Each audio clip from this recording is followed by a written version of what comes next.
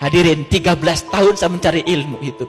Kalau sekarang saya berbicara di sini, bukan karena saya bisa, saya bukan siapa-siapa, saya bukan kiai.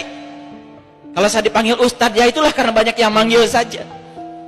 Karena saya pernah berjanji, suatu saat kalau saya bisa menemukan yang saya cari, saya akan wakafkan diri saya untuk menolong orang-orang yang pernah sama seperti saya. Saya sholat dulu, Allahu Akbar. Begitu Allahu Akbar, pikiran saya mulai jalan kemana-mana. Mengingat pekerjaan saya, mengingat semua masalah hidup saya, rumah saya, mobil saya, kantor saya, kesibukan saya. Itu sholat saya dulu. Ternyata selama sholat seperti itu, sholat hanya gugur dari kewajiban, tidak merasakan kenikmatan apa-apa dalam sholat. Hadirin kaum muslimin, kenapa sholat itu 17 rakaat? Kenapa? Kenapa 17 rakaat kok sama dengan nomor surat Al-Isra? Surat Al-Isra nomornya 17.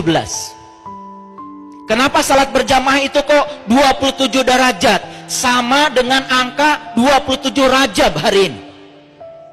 Mengapa? Mengapa? Kalau itu belum terjawab, belum tahu hakikatnya, tidak bertemu dengan guru yang mursyid untuk menjawabnya, kita tidak akan pernah sampai untuk menemukan sholat khusyuk. Sedangkan di Quran, saya tunjukkan ayatnya supaya ibu bapak mengerti. Mari kita kaji, walaupun satu ayat, kalau menggetarkan jiwa kita, dan setelah ini kita dapat hidayah, itu namanya hatam. 30 juz kita baca Quran berulang-ulang, tetapi tidak membuat kita tambah lembut, tidak dapat hidayah, itu enggak hatam. Malas itu pasti berhubungan dengan rasa. Malas makan karena yang mau dimakan tidak menarik. Malas makan karena yang mau dimakan bukan selera kita. Malas makan. Sholat juga bisa malas. Saya dulu terus terang saja, waktu kecil saya sholat karena takut orang tua. Sudah tua saya sholat karena saya takut neraka. Bukan karena saya butuh sholat, bukan karena saya merasakan kenikmatan sholat. Bahkan saya tidak enak kalau tidak sholat, karena biasa sholat, bukan karena merasakan nikmatnya sholat. Ini harus dilakukan revolusi.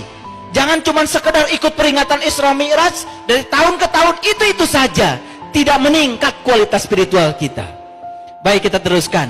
Jadi yang pertama, dia suka sholat tapi sholatnya malas. Itu yang pertama. Yang kedua, kata Allah, yura'unan nas, suka sholat tapi sholatnya ria. Ria itu kalau bahasa fikih ada dua, ada ria nifak, ada ria adat. Ria nifak, melakukan sesuatu karena ada muatan, ada harapan. Contoh, biasanya gak tahajud,